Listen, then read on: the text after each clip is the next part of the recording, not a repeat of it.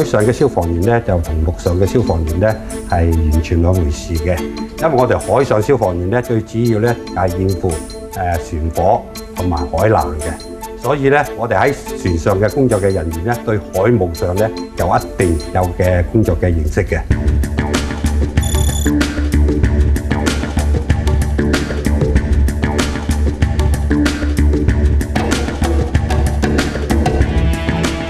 每日翻嚟咧，主要咧我哋咧要 check 我哋嘅船同埋機器有冇故障啊，正唔正常運作啊，航行儀器啊。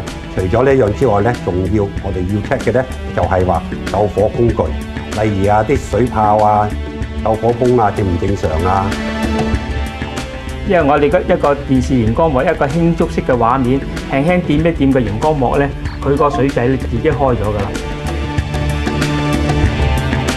而機房工友咧，佢都要確保呢個兩部主機同埋救火泵咧係運作正常嘅。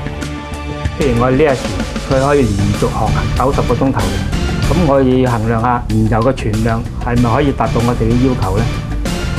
咁另外消防員咧，佢會 check 有各種嘅救火嘅工具。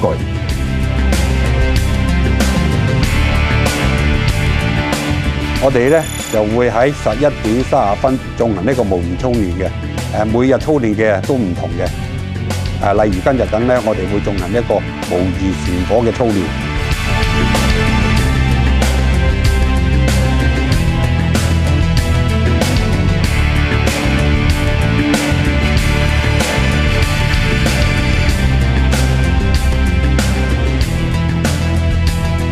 我哋保持航向及航速。Yes sir。我哋一出動嘅時候咧，梗係有意外發生嘅，係睇係咩意外啫？抑或船火啊，抑或係沉船啊？喺精英號嗰度服役咧，我覺得船大咗啦，責任相對地大咗啦，咁啊要顧及嘅嘢都要多咗。所以我會覺得就要打醒12分精神去做嘢啦。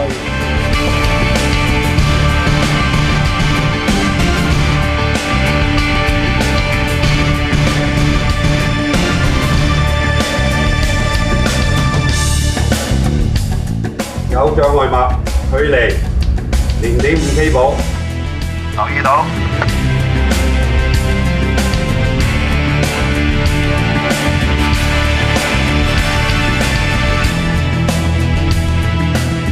因為我哋船有咁大隻咧，我哋一定必須要咁多人合作而去做一件事。咁就有啲可能喺船頭，咁啊有啲人喺船尾，咁啊有啲人喺機房，有啲人可能喺個太房度不斷去合作去做嘢嘅。我哋除咗日常嘅操練同埋拯救行動之外咧，我哋仲會向啲市民大眾宣傳一啲防火嘅知識嘅。咁好似今日咁，我哋就帶住一班小學生參觀我哋船上面嘅設備啦。我哋救火用咩救㗎？水。係啦，即係水啊！鹹水定淡水啊？淡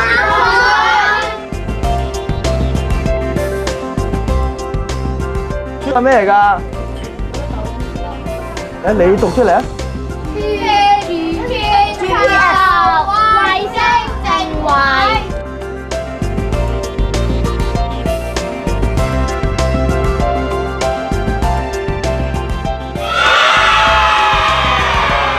我哋每日5點到6點咧就有一個運動時間嘅，我哋啲同事咧就會嚟到做 sit up 啊、跑步啊、舉啞鈴啊，就令到自己嘅體能咧就維持喺高水平，去應付每日日常嘅工作嘅。